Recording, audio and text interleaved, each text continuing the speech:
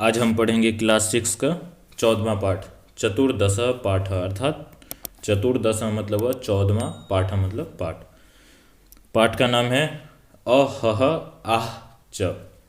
अहह बोलते हैं, ये कोई अव्यय पद है, ये कोई शब्द नहीं है उस प्रकार से, लेकिन अव्यय है, इसको अव्यय बोलेंगे। जैसे कभी आप लोगों के सामने हुआ होगा ऐसे, जब आप चलते रहते हैं और अचानक पैर में कांटा चुभ जाता है, तब हमारे मुंह से आह ऐसे करके आवाज़ निकलता है। तो वही शब्द है यहाँ पर। और फिर है आह। आह जैसे अब होता है कि अचानक हमारे सामने कुछ आ जाता है, या हमारे जैसे हाथ में मधुमक्खी काट लिया या सिर में मधुमक्खी काट लेती है, तो ज़ोर से जब मुंह से आवाज़ निकलता है आह की, तो वही है। तो ये दोनों शब्द हैं वो किसी व्यक्ति के द्वारा होता है। तो इसमें देखते हैं कैसे है।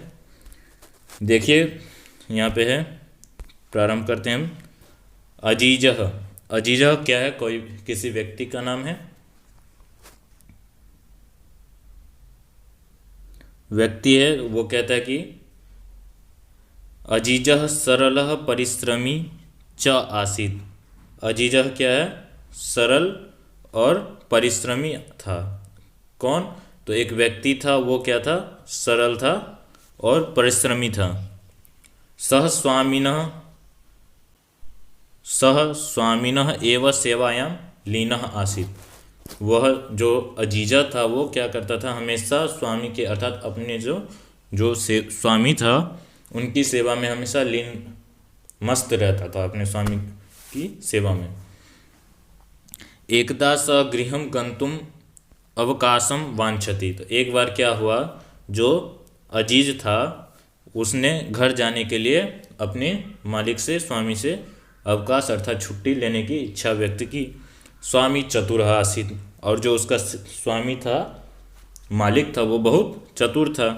सह चिंतयति। और वह सोचता है कि अजीजः इव न कोऽपि अन्य कार्य कुशल।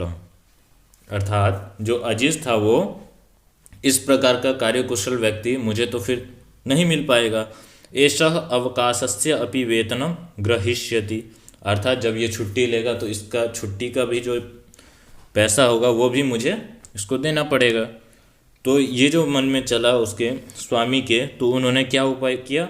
एवं चिंतयित्वा स्वामी कथयति। ये सब सोचकर जो है उसका स्वामी जो है मालिक, वो कहता है अहम तुभ्यम अवकाशस्य वेतनस्य च सर्वं धनम दास्यामि।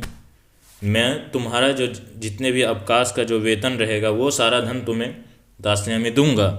पर उसमें क्या है? मेरा एक शर्त है। एतदर्थम द्वयम वस्तु द्वयम आनय।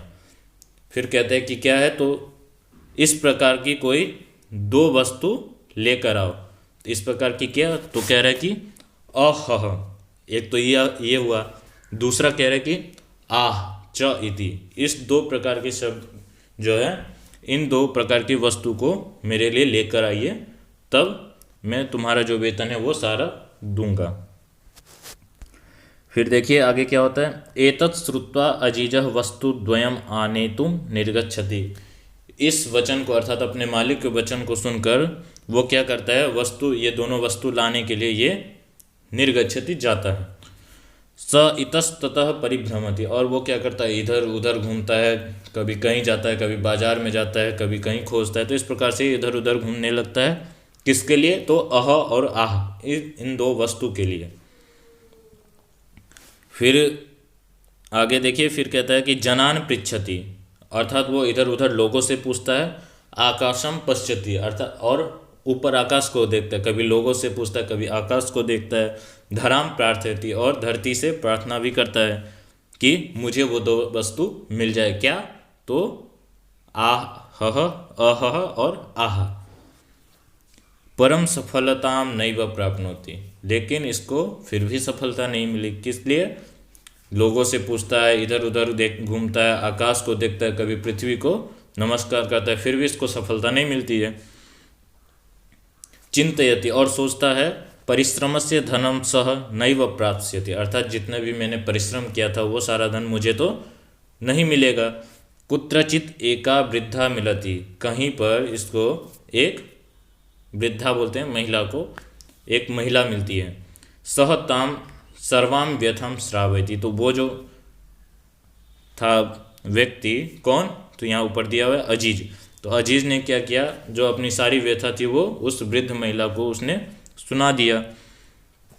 सा विचारयति, और वो कहती है, विचार कर कहती है, स्वामी अजीजाय धनम दातुम न इच्छति। कहती है कि जो तुम्हारे जो स्वामी है वो तुम्हारे लिए धन देने के इच्छा नहीं कर रहा है, इस वजह से तुम्हें जो ये दो वस्तु लाने के लिए कहा है। सा तम कथयति, और वह कहता है किसको, अजीजाय, अजीजाय के लिए, अर्थात अजीज के लिए कहता है, अहम तुभ्यम वस्तु द्वयम ददामी। कौन कहती है, तो ये वृद्धा महिला कहती है कि मैं तुम्हें दो वस्तु देती हूँ, परम द्वयम एव बहुमूल्यम वर्तते, पर ये दोनों है, ये क्या है, बहुत मूल्यवान वस्तुएं हैं। प्रसन्न सह स्वामी न समीपे आगच्छति। तो इस प्रकार से जो अजीज था वो दो वस्तुओं को लेकर प्रसन्न होकर किसके पास आया, तो अपने मालिक के पास आता है। फिर अजीजम दृष्ट्वा स्वामी चकितः भवति, जो इसका स्वामी था वो अजीज को देखकर बहुत आश्चर्यचकित हो गया कि इसने ये दोनों चीज़ें ढूंढ के कैसे ले आया। स्वामी शनैः पेटिकाम उद्घाटयति, तो जो उसको वृद्ध महिला जो पेटिका दिए थे उसको ले जाकर अपने मालिक को देता है। तो मालिक जो है वो धीरे धीरे से पेटिका को खोलते हैं। उसके बाद पेटिकायाम लघु पात्र द्वयम आसीत्, और उस बॉक्स में अर्थात बक्सा में दो छोटे छोटे पात्र थे। प्रथमम सह एकम लघु पात्रम उद्घाटयति, फिर क्या करता है, उसमें से एक पात्र को लेकर वो छोटा पात्र जो है उसको खोलता है। सहसा एका मधुमक्षिका निर्गच्छति, उसमें से क्या होती है कि अचानक एक मधुमक्खी निकलती है। तस्य च हस्तम दशति, और उसके हाथ में डस लेता है, काट लेता है। स्वामी उच्चैहि वदति अह, तो जैसे ही मधुमक्खी देखा हुआ अपने काटता है जोर से, तब डंक जैसे मारते हैं तो वो अह की आवाज़ आती है। तो इस प्रकार से उसको एक वस्तु मिल गया अह। फिर द्वितीयम लघु पात्रम उद्घाटयति, फिर दूसरा जो छोटा जो था पात्र उसको खोलता है, तो एका अन्य मक्षिका निर्गच्छति, उसमें से एक अन्य मक्खी बाहर आती है। स ललाटे दशति, और वह ललाट पर अर्थात उसके सिर पर डसता है। तो इस प्रकार से जैसे ही उसको डसता है तो पीड़ितः स अत्युच्चैः चित्करोति आह इति, तो जो मालिक था, जो उसका जो स्वामी था, वो तुरंत ही चित करोति अर्थात ऊंचे स्वर से चिल्लाता है आह इति। तो ये दोनों वस्तु जो है वो उस मालिक को मिल जाता है, स्वामी को मिल जाता है। अजीजः सफला आसीत्, तो इस प्रकार से जो अजीज था वो दो वस्तु लाने में सफल हो जाता है।